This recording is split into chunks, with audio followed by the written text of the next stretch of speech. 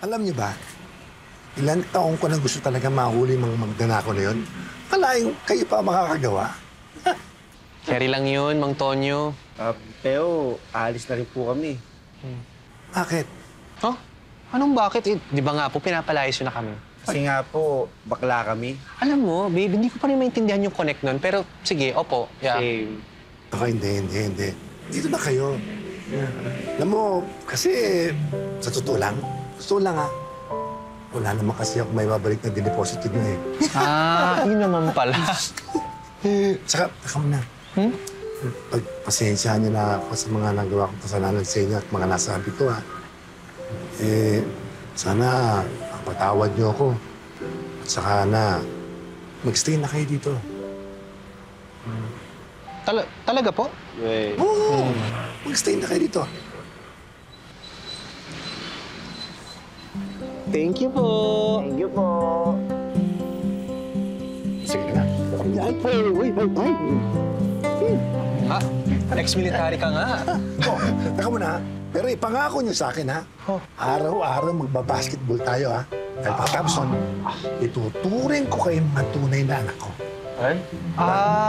Sige po, pag-aaralan namin yung basketball. Pero, promise po walang balyahan. Wala na. Kontinisi ko mali. Ay, masakit. Parang boxing. Normal yun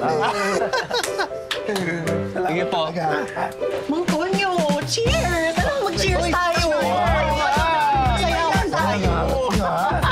Tara na! Uy, inumin mo! Cheers, guys! Cheers tayo! Cheers! Masanay ka na ganito na forever. Mas colorful, mas happy!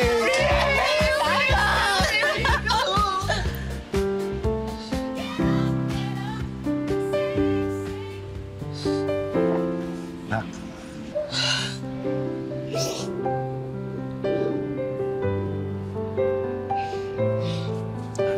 Nak. Pasensya ka na sa lahat, ha. Mali ako, alam ko. Sorry din, Tay, Kasi, imbis na i-educate kita, iniwanan pa kita ng maraming taon. Tapos, hinayaan kitang mag-isa sa dilim. Pero, ang importante ngayon, natuto ka na. Oo nga, eh.